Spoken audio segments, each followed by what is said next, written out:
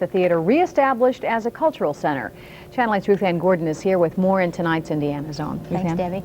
Hoist the curtain and light those lights. That's what they're trying to do in Greensburg. The KFP Theater has been closed now for nearly 30 years.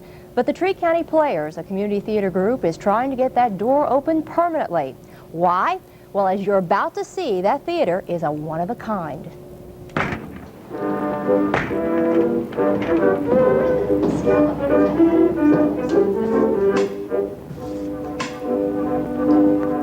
This little lady of a theater could be a magnificent home again. After 3 decades of darkness, there may be light at the end of the tunnel. The doors have been opened on the KFP Theater, revealing a splendid sight and a glimpse of the past. The neoclassic revival is similar to Pompeii. The scrolling on the columns and above the doorways are interesting, perhaps even more to us now, as this type of artistry is just not found in today's work. The proscenium arch is, of course, one of the outstanding features.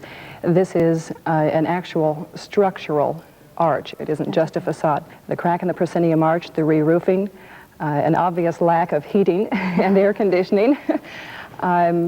We would have to bring it up to all fire safety codes for 1980s. The proscenium arch, in its cracking, is pushing out, and it's pressing out on the sides of the building, and without being restored, the building will fall.